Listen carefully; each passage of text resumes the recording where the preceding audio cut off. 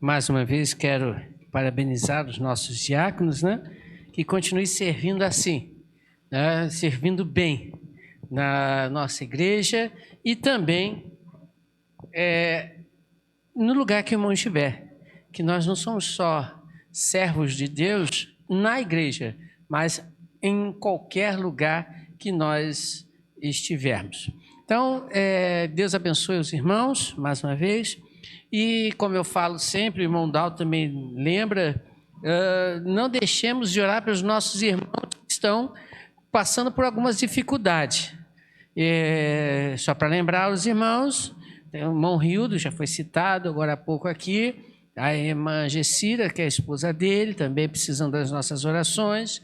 O irmão Josias, estava falando aqui com a irmã Elzimar, né? O irmão Josias precisa também das nossas orações, carece disso. A irmã Sidney esteve aí com a gente hoje cedo, de manhã, está quase totalmente restabelecida. Que Deus continue abençoando a ela e estejamos orando. Irmão Ribamar, apesar de que o irmão Ribamar está sempre aqui com a gente, né? Mas ele precisa das nossas orações, o tratamento que ele tem feito. Também a irmã Luísa também tem passado por dificuldades, estejamos orando por elas. O irmão Silas, que está aqui conosco, né? O irmão Silas precisa também das nossas orações. Irmão Jair, né? Irmão Jair, que também não está passando bem, estejamos orando pelo nosso irmão Jair. Irmã Jerusa, também devemos orar por ela, os irmãos sabem, né? Irmã Leila, precisamos orar também. Olha quanta gente nós temos aqui na nossa listinha, né? E irmã Ercília, que não está próximo da gente, está na casa do seu filho, lá em Brasília, também precisa das nossas orações. Oremos por ela. E também pelos nossos irmãos da Missão Alcance. Estão lá em Mato Grosso, evangelizando. O irmão Zago e a irmã Raimunda, membros da nossa igreja, estão lá, né? Irmã Alda, sua esposa, né? Esposa do irmão Zago, estão lá trabalhando. Então, devemos orar por eles. Essa semana ele estava passando para a gente aqui as fotografias e comunicando para a gente o desenvolvimento, como tem sido lá. É uma maravilha, que Deus continue abençoando aqueles irmãos no trabalho missionário. E dando prosseguimento a nossos... A Michele, que está na China, né? Ela mandou para a gente um vídeo hoje, dizendo que está bem, participando da igreja da China, mas não é a igreja dos chineses, é a igreja dos estrangeiros. O chinês é proibido de entrar lá, é proibido. Não pelo pastor da igreja, mas pelo governo da China. O governo comunista, né? É um governo autoritário, ainda tem crente que namora esse tipo de sistema. Eu não concordo, né? Pense bem antes de amar comunismo, né? Então, é um sistema complicado.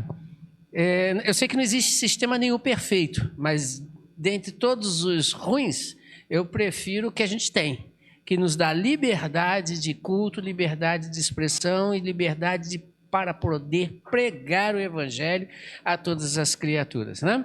Então, não é homem, não é presidente, não é sistema, mas a gente prefere o melhor, um pouquinho melhor, né? Vamos então ler Mateus capítulo 5, versículo 3 a 12, e hoje nós vamos estar meditando no versículo 7, bem-aventurados misericordiosos, pois obterão misericórdia. Mas vamos relembrar os outros bem-aventurados, né? As outras bem-aventuranças, os degraus para a felicidade. Então vamos juntos, irmãos. Os irmãos vão decorar com a gente, né? Lembra que eu falei domingo passado?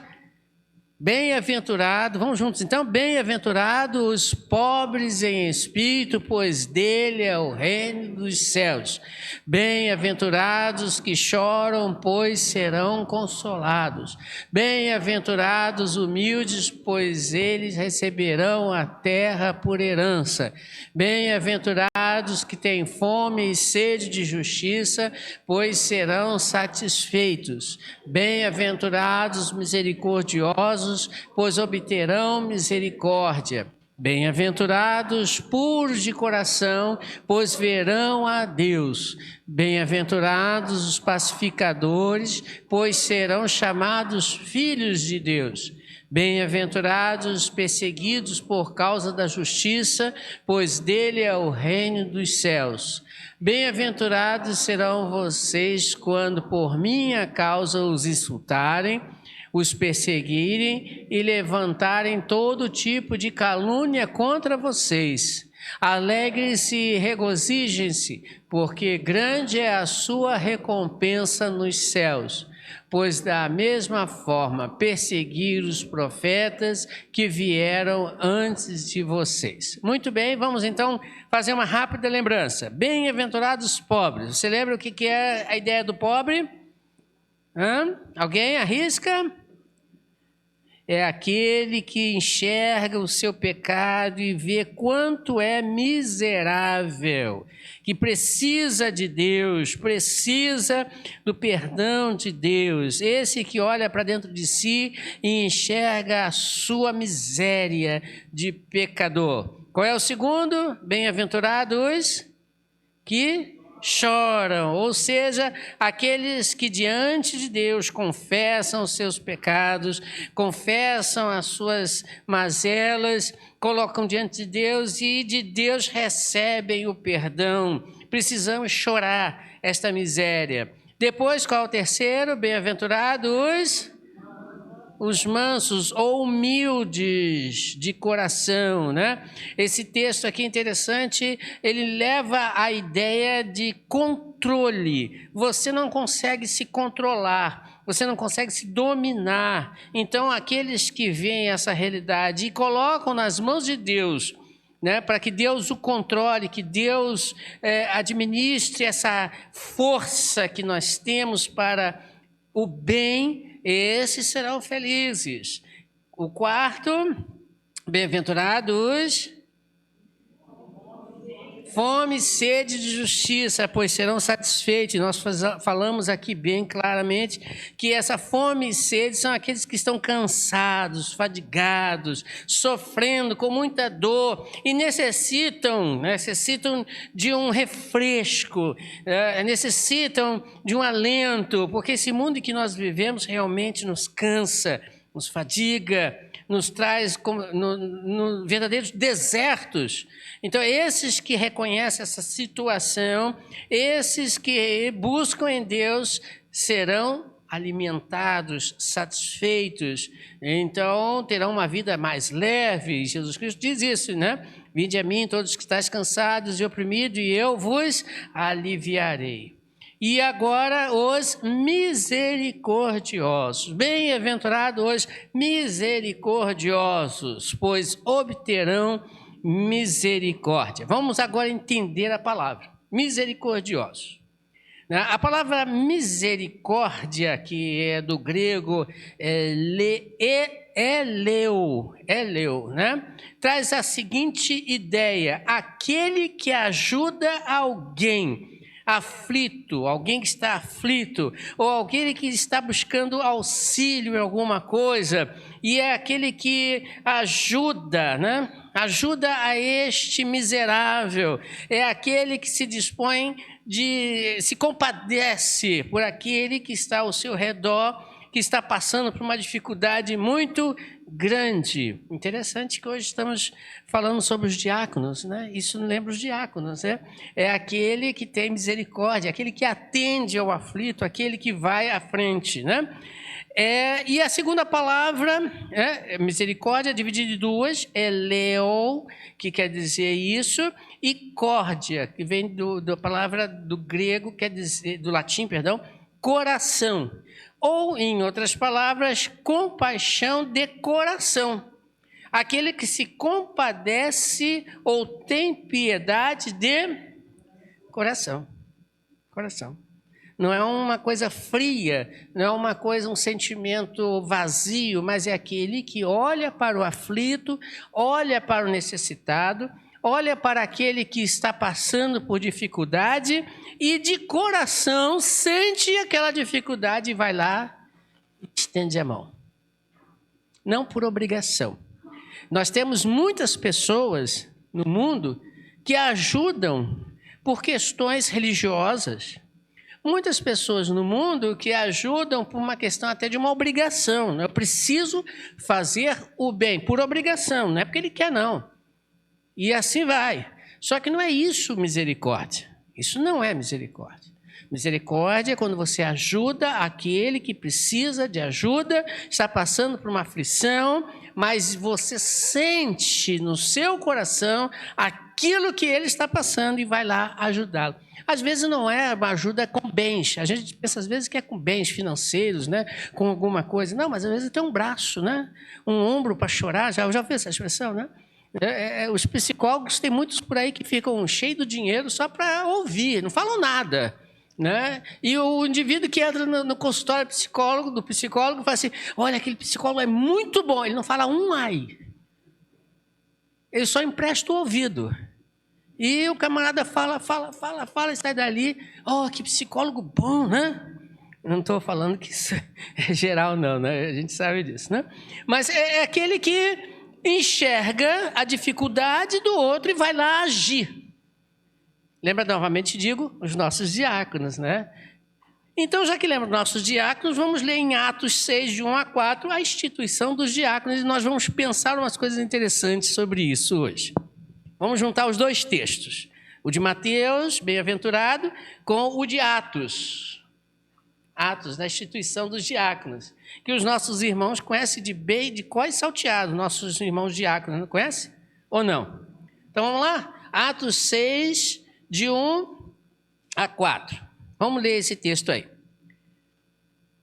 Naqueles dias, vou pedir os irmãos para lerem, mas leiam com atenção, por favor, tá? Eu sempre digo que nós precisamos ler com atenção, não é ler por ler, não. É ler pensando no que nós estamos lendo. Porque muitas das vezes determinadas palavras, determinadas frases passam e você não consegue ver o que realmente ele está escrito. Só sabe, né? Vamos lá então? Lê os irmãos. Naqueles dias...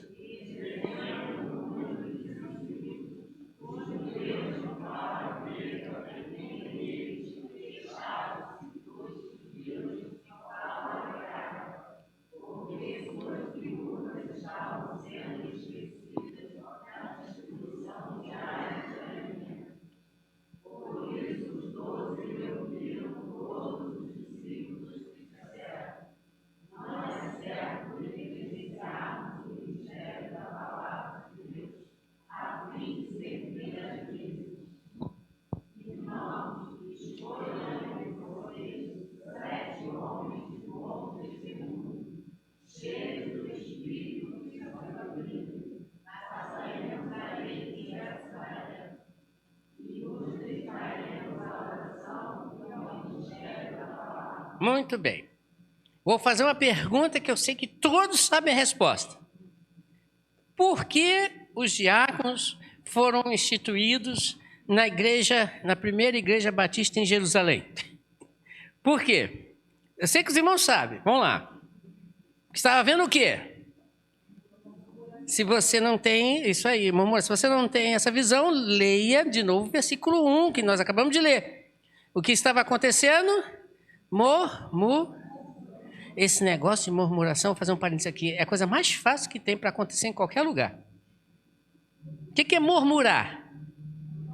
Reclamar. Olha, brincadeira não, se nós pensarmos bem nisso, nós somos experts em murmurar. Reclamar. Reclamamos que está calor, reclamamos que está frio, reclamamos que está sujo, reclamamos que está muito limpo, reclamamos disso, reclamamos daquilo. Não é assim que a gente funciona? Nós gostamos de reclamar.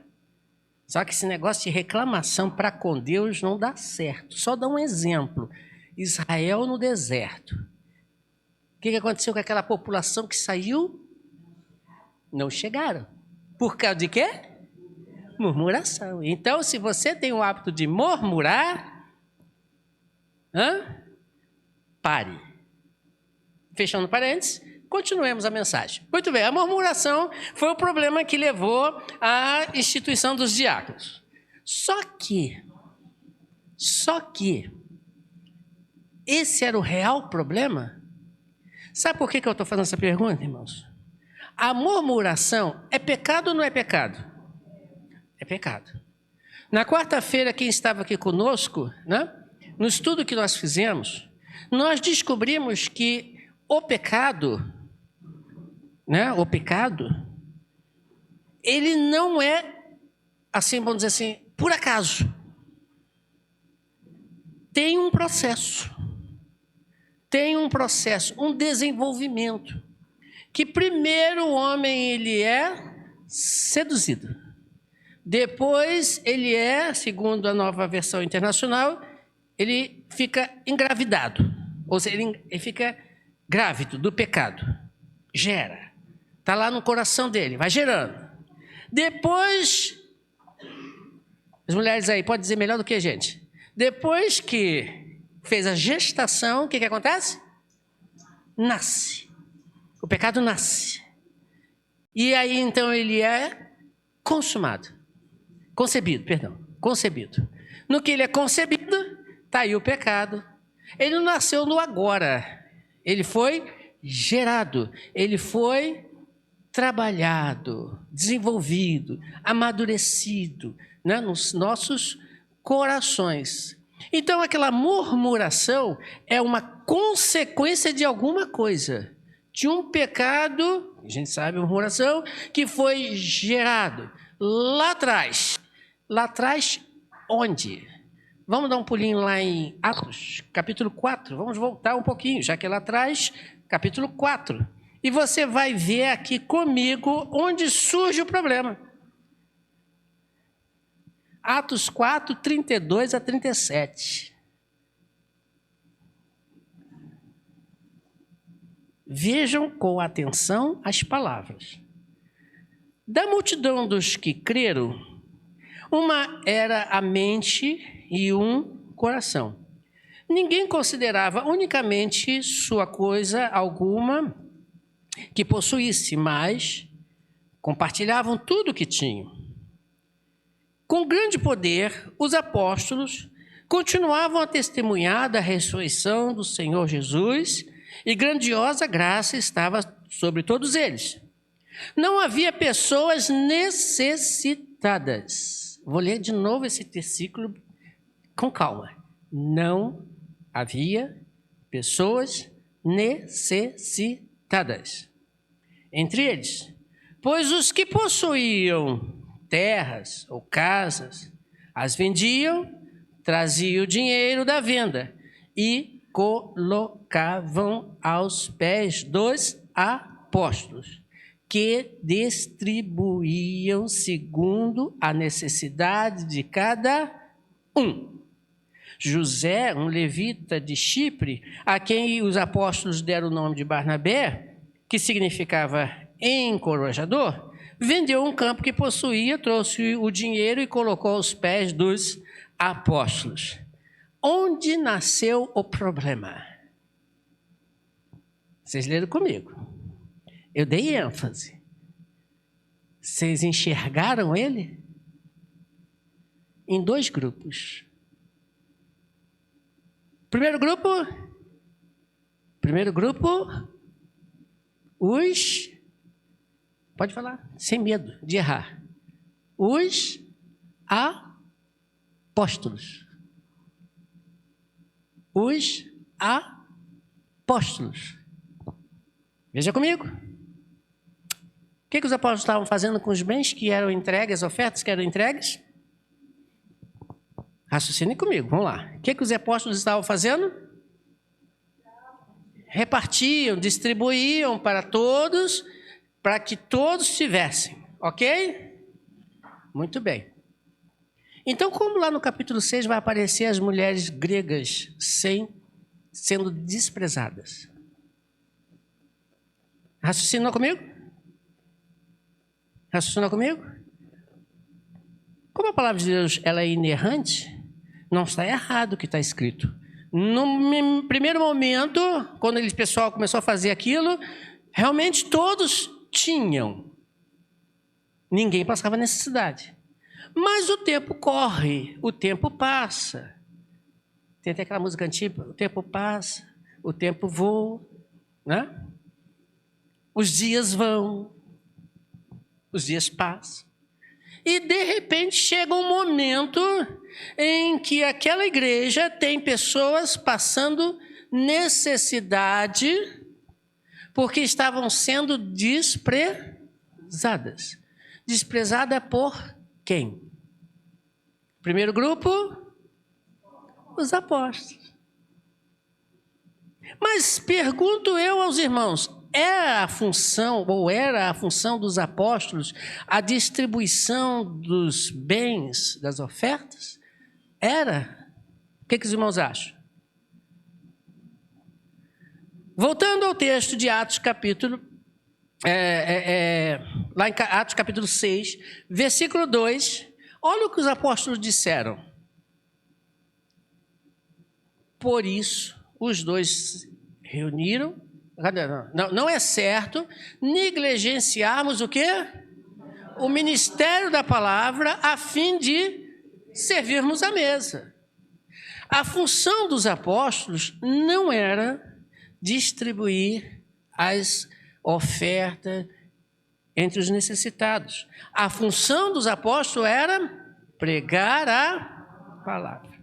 Então, primeiro grupo, os apóstolos, eles se deixaram envolver por uma coisa que não era obrigação deles. Mas era obrigação de quem?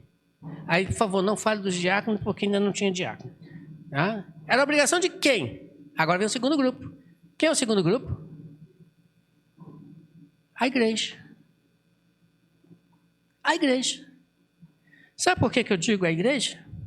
Porque se todos tivessem em seus corações o sentimento da misericórdia, enxergar no outro, independente de quem seja o outro, a sua necessidade, a sua aflição, e chegasse junto para ajudá-lo no que é necessário, precisava dos apóstolos, dos diáconos? Precisaria dos diáconos?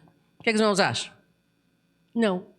E então o problema começa lá atrás, em que os apóstolos estavam fazendo alguma coisa que não era a sua função, e a igreja, em vez de fazer o que tinha que ser feito, jogou em cima dos pastores daquela época, que eram os apóstolos, a responsabilidade. Deu problema. Deu confusão. Gerou ali um problema. A murmuração. Fazer um outro parênteses aqui, né? Fazer um outro parênteses aqui. Às vezes, nós sabemos muito bem criticar a liderança, mas não fazemos nada para resolver. Pelo contrário, murmuramos, reclamamos, colocamos, né, dissensão, criamos dissensão, porque o que estava acontecendo ali era uma dissensão, uma discriminação. É fácil chegar, por exemplo, e chegar, por exemplo, irmão Dalto, os instrumentistas estão tocando pessimamente. Mas não pergunta, o que eu posso fazer para te ajudar? Esse não vem. Às vezes, nós vemos, por exemplo, os diáconos da nossa igreja, né, assistindo à mesa de aqueles que estão necessitados e ficam assim, poxa vida, lembra de todo mundo, mas não lembra de mim. Mas não faz nada também. Você quer ver um exemplozinho fácil? Dá até de rir. A pessoa fica doente, fica internada, vai para casa, às vezes melhora, vai para casa, fica lá 1 mês, 2 meses que não pode sair e faz aquela afirmativa. Poxa, ninguém lembra de mim, ninguém liga para mim, ninguém vem me visitar. A pergunta não é essa que deveria ser feita, a afirmativa, aliás, não deveria essa, deveria ser, eu também visitava, eu também ia. Teve uma pessoa, não me lembro quem, chegou e falou para mim, pastor, eu estava chateado porque ninguém foi me visitar, mas depois eu parei para pensar, eu também não visitava ninguém. Pelo menos ela teve a consciência e parou de murmurar, de reclamar. Porque a murmuração, a reclamação vai contaminando. Porque se a pessoa ficar chateada com alguém, por exemplo, né, em vez de ela ir lá, a pessoa ir resolver, ela começa a espalhar pelos corredores da igreja. Aí há dissensão, há discordâncias, há problemas, e aí quem sofre a igreja. Vamos voltar para os apóstolos. Vamos voltar para os apóstolos aqui. Aquela igreja, a primeira igreja batista de Jerusalém, tinha em torno de 8.000 membros nessa ocasião. 8.000 membros. Igreja bem grande, né, irmãos? Você consegue visualizar uma igreja de 8.000 membros? E quantos pastores, que seriam os apóstolos? Quantos pastores tinham naquela igreja? 11. Paulo não tinha sido eleito. Não tinha sido chamado ainda. 11. Não esqueça que Judas cometeu suicídio. Mais ou menos 722 pessoas para cada um pastor tomar conta. Mais ou menos isso. A nossa igreja, para o título de comparação, está em torno de 95 membros. Mais ou menos por aí. Ou seja, para que euzinho, tome conta de aproximadamente 95 pessoas, né? Já digo que é difícil. E comparação com os pastores daquela época, os apóstolos, eles tomavam conta, mas cada um, 727 pessoas, eu estou tomando conta mais ou menos de 13% daquilo que o cara fazia sozinho. Pergunto eu, deu problema naquela época? Deu. Dá problema hoje? Também dá. Também dá. Lógico. Mas se o segundo grupo se levantar, e quem é o segundo grupo? A igreja. Se a igreja se levantar e ter a misericórdia como um sentimento e que gera uma ação em seu coração, ele vai ser feliz. Ele não vai ter tempo para murmurar, ele não vai ter tempo para reclamar, não vai ter tempo de ficar apontando as falhas da liderança, dos pastores, seja lá quem for. Ele não vai ter tempo para isso. Ele vai estar ocupado ajudando o próximo. Ele vai estar ocupado se preocupando com os necessitados. Aí não fica tudo em cima de um grupo. Não fica tudo em cima de um grupo de pessoas. Não fica. É fácil isso. Então, irmãos, vejam, qual é a característica que você e eu precisamos ter para ter essa misericórdia em nossos corações de forma ativa? Voltando para Atos, os apóstolos deram para aqueles irmãos que seriam escolhidos como diáconos 3 características. Vamos lá. Primeira característica, homens de bom testemunho. Primeira característica, homens de bom testemunho, ou em outras versões, de boa reputação. Para os irmãos entenderem, essa palavrinha no grego diz o seguinte: homens que experimentaram algo, pessoas, homens, mulheres, que experimentaram em suas vidas algo, alguma coisa, ou em outras palavras, a misericórdia de Deus. O bom testemunho também pode ser traduzido como aquele que pode testemunhar aquilo que viu e presenciou. Também pode ser. Eu vi e presenciei a ação de Deus em minha vida. Por isso, você vai entender agora por que os anjos não podem pregar o evangelho. Que gostariam de fazer. Mas por que eles não podem? Porque eles não experimentaram a ação regeneradora, salvífica de Cristo na cruz do Calvário. Eles já são de Deus, são soldados de Deus, são seres celestiais. E você não. Você experimentou a ação da misericórdia divina em te resgatar da morte. Então, esta ação que você experimentou, você precisa passar para frente. Por isso a palavra é bom testemunho. Primeira característica do diácono. Primeira característica que todos temos que ter. ser testemunha, ou seja, você tem a capacidade, porque você experimentou, de passar para frente aquilo que você recebeu, que são as misericórdias de Deus. Segunda característica do diácono que você e eu precisamos ter: cheio do Espírito. O que é ser cheio do Espírito? Não precisa, eu acho que não precisa nem traduzir esta palavra, né? Cheio do Espírito quer dizer o quê? Também. O que é ser cheio? O que é estar cheio? O que é estar cheio? Vou dar um exemplo facilzinho. Pega um copo vazio, coloca debaixo da torneira, abre a torneira. De primeiro, a água está dentro, caindo no copo. Vai chegar um momento que vai acontecer o quê? Vai estar cheio, não, vai transbordar. A melhor palavra é essa aqui, a ideia. Vai transbordar. Isso aí, quando acontece, é porque agora sim o copo está cheio. Então, para que você possa transbordar Cristo, você tem que se apresentar a Cristo de que maneira? Vazio de si. Você precisa estar vazio de si mesmo. Porque se você for cheio de você mesmo, ou com alguma parte de você, você nunca será cheio do Espírito. Não estou dizendo que Cristo não esteja habitando em você, não é isso. Quem entrega a sua vida a Jesus Cristo, selado está pelo sangue do Cordeiro, pela marca do Espírito Santo e salvo graças à misericórdia de Deus. Olha só a misericórdia aí.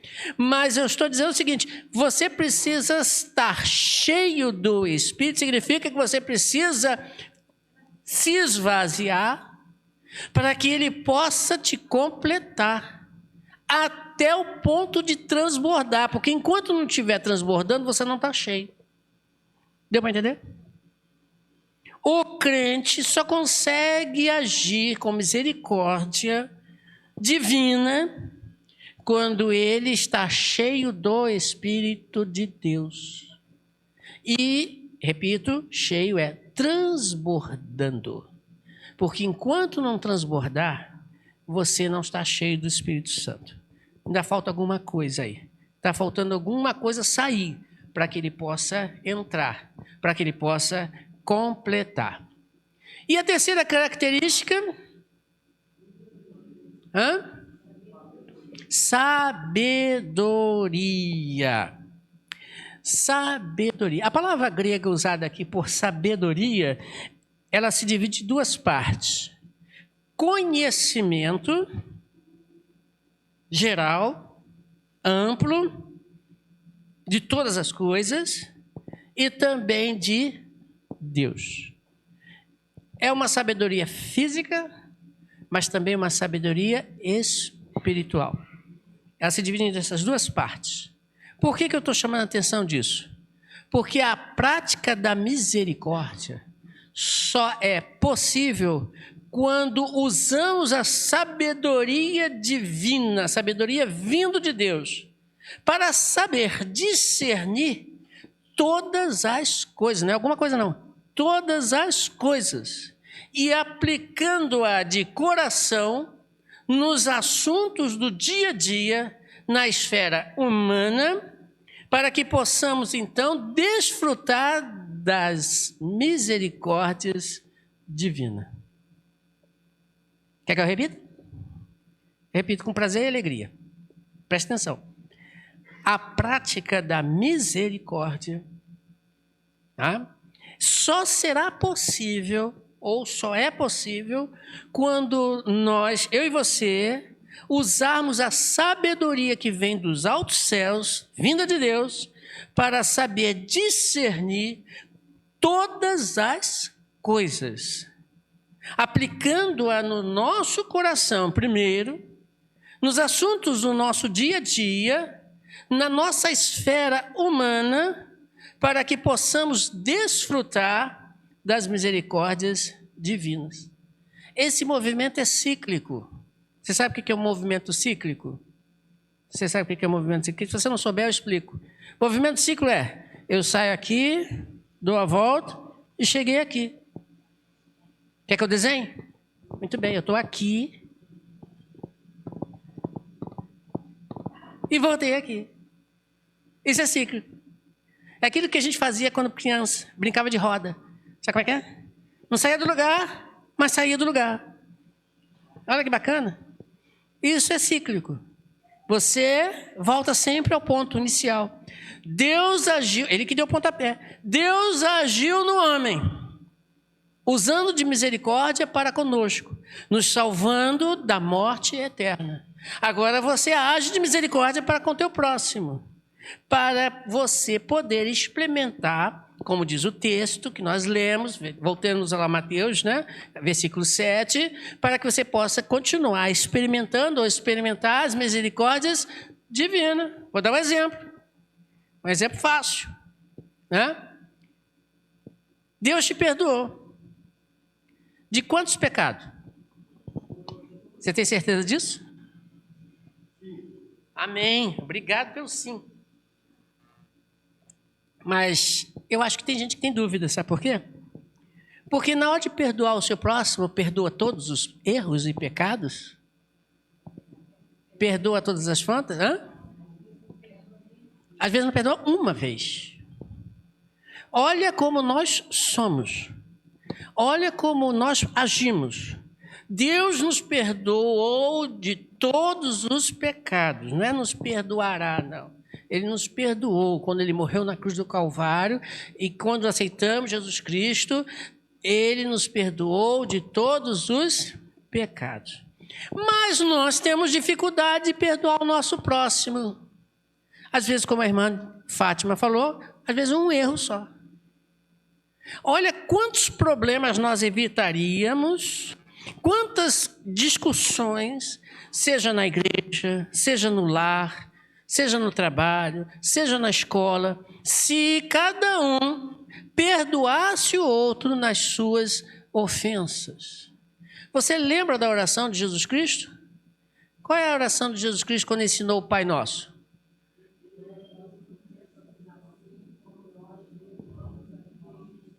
Pois é, perdoa as nossas ofensas, assim como nós perdoamos aos nossos devedores. Eu digo e pergunto, melhor, isso é fácil? Não é fácil. Sabe por que não é fácil? Porque nós temos em nós ainda que esvaziar muito o nosso coração. E, infelizmente, às vezes não fazemos nada para que isso aconteça. Não fazemos. Então, para você ter para a gente fechar, como é estar cheio do Espírito Santo? Para a gente fechar, dá uma olhadinha em Gálatas. Eu sei que você conhece o texto, mas vamos ler com cuidado. Né? Os irmãos, toda vez que lê a Bíblia, pensem assim, vamos ler com cuidado, pensar no que está escrito.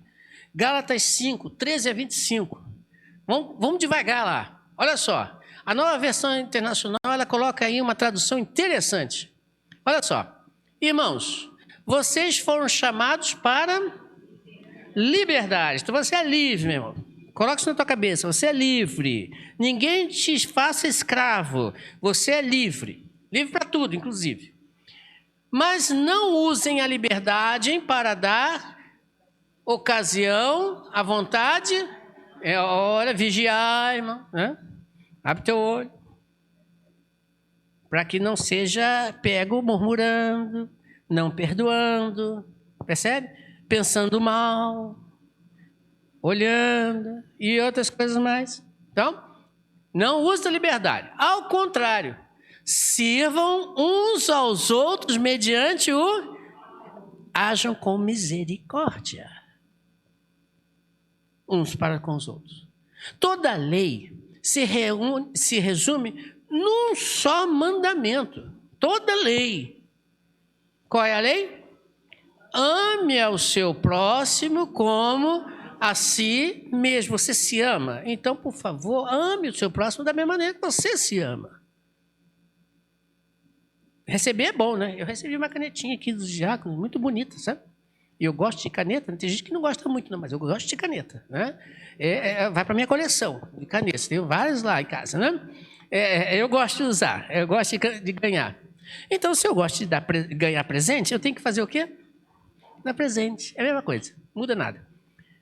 Mas se vocês, presta atenção, se mordem e se devoram uns aos outros, cuidado para não se destruírem. Olha que tradução interessante que a NVI coloca para a gente. Se vocês se mordem. Eu não sei se alguém já viu isso, né? Eu já soube disso. E em igrejas só faltavam cadeiras voar. Em assembleias. Um agredindo o outro. Com palavras, com ações. Gente, onde está a misericórdia desse povo? Aonde está o amor desse povo? Não é verdade? Onde está isso? Onde está? Passou longe. Passou muito longe. E de se destruir. Vão se destruir. É evidente. Se eu não tolero o meu irmão nas suas diferenças, se eu não tolero o irmão quando peca contra mim, ou seja lá como é que eu vou conseguir que Deus me perdoe nos meus pecados, que ainda hei de praticar? Infelizmente. Infelizmente, não é porque eu quero, mas vai acontecer porque eu estou ainda também junto com os irmãos nesse processo. Como é que pode ser isso? Difícil nós entendermos isso. Complicado. Mas porque, repito, falta nos esvaziarmos. Então, continua Paulo dizendo: por isso digo, vivam pelo Espírito, e de modo nenhum satisfarão os desejos da... Olha, sejam cheios do Espírito. Coloque o Espírito dentro de você. Se esvazie, tire a carne fora e deixe o Espírito de Deus superabundar até derramar. Pois a carne deseja o que é contrário ao Espírito. O Espírito é contrário à carne. Não tem como o crente viver para lá e para cá. Um pé aqui e um pé lá. Não tem como. Raciocine com Paulo. Eles estão sempre em conflito um com o outro. De modo que vocês não fazem o que desejam. Mas se vocês são guiados pelo Espírito, não estão debaixo da lei. Ora, aí você começa a fazer aquilo que todo mundo gosta de fazer quando está com febre. Fazer o quê? Quando a pessoa está com febre. Eu estou com febre, acho que estou com febre. Aí o que você faz? Usa o termômetro. Primeiro usa o termômetro. Vai tomando remédio assim não. Primeiro usa o termômetro. Né? Tem aqueles digitais. Né? Antigamente tinha um negócio assim que balançava, né? De mercúrio, né? Nem se vende mais. Troço difícil de fazer, tinha que balançar, tinha que ser bom no braço. Depois botar debaixo do braço e ver a temperatura. Então vamos usar o termômetro aqui, vamos usar o nosso termômetro, não, o termômetro de Deus, que é perfeito, para avaliar. E o que ele diz? Obra. As obras da carne são manifestas: imoralidade sexual, impureza e libertinagem, idolatria e feitiçaria, ódio, discórdia, ciúmes, iras, egoísmo, dissensões, facções, e inveja, embriaguez, orgias e coisas semelhantes. Eu vos advirto como antes já os adverti. Aqueles que praticam essas coisas não herdarão o reino de Deus. Cuidado, não sou eu que digo, mas Paulo, inspirado por Deus. Agora vamos ver se você está pleno do Espírito Santo. Ou é contigo. Mas o fruto não são os frutos. Sempre falo isso, né? É uma coisa só. É a laranja dividida em gomos. Então, o fruto do Espírito. Se você está transbordando do Espírito, você tem que praticar o quê? O amor. E não é qualquer amor. É um amor, o amor de Deus. Ágape, amor sacrificial, aquele que se doa. Olha a misericórdia aqui mais uma vez funcionando. Você sente a necessidade e vai lá e faz alguma coisa. Amor. Alegria. Já viu crente carrancudo? Eu já vi. Mas eu não vou julgar, não. Isso é com ele. Paz. Já viu aquela pessoa, um crente que adora uma intriga, uma fofoca? Trazer discussão? Não perde uma. E nós somos capazes de dizer assim, ó, dou um boi para não sair da briga, mas dou uma boiada, dou um boi para não entrar na briga, mas dou uma boiada para não sair da briga. O crente que fala isso, meu Deus do céu, o espírito passou longe. Paz, paciência, amabilidade, bondade, fidelidade, mansidão e domínio próprio. Olha lá, nós estamos avançando nos degraus da bem-aventurança, da felicidade. E o que acabamos de ver foi o domínio próprio. Você, através de Deus, consegue dominar você. Contra essas coisas não há. Então agora você pode dizer, usando o termômetro de Deus, se você está com febre espiritual ou não. Percebeu? Se você precisa ou não.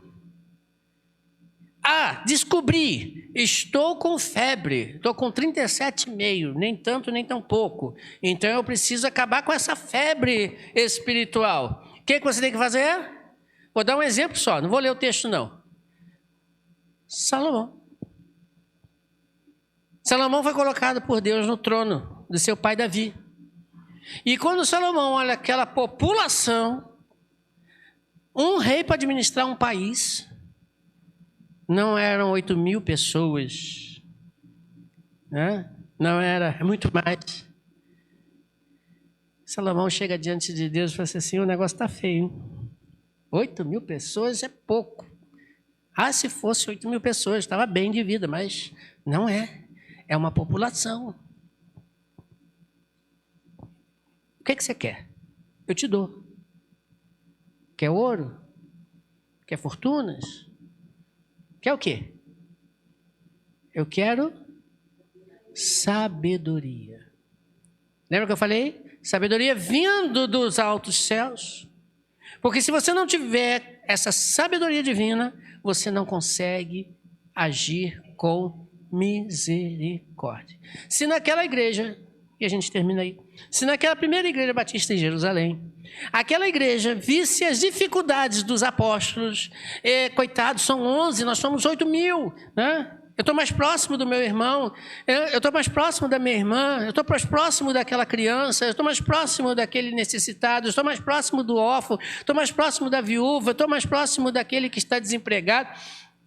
Eu vou ajudá-lo, eu vou estender as minhas mãos. Se ele tivesse feito isso, se cada um daqueles 8.000 membros da igreja fizessem isso, não haveria necessidade, no capítulo 6, de se eleger os diáconos. Não estou dizendo que é errado eleger, não, tá? Pelo amor de Deus, não pense isso. Não é isso aí. Ajuda muito ao ministério pastoral. Ajuda muito. Mas se todos usassem de misericórdia divina, vinda dos altos céus, com a inteligência e sabedoria de Deus, não haveria murmuração. O pecado tinha sido estancado, tinha sido abortado muito antes do que isso. Não tinha nada. Ia crescendo de volta, vento e popa. A igreja ia crescer muito mais, se bobear. Não sei. Estou aqui agora conjecturando, né? Passeando um pouco. Mas pense isso, irmãos. Esse degrau, né?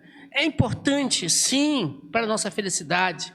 Quando nós entendemos que precisamos ter essa misericórdia, assim como Deus teve para comigo, eu ter para com o meu próximo, para que eu possa fazer com que a coisa flua e experimente as mais misericórdias que Deus tem para cada um de nós. Repita comigo o versículo 7, vamos lá. Repita comigo, vamos lá. De Mateus. O que está escrito aí? Vamos lá.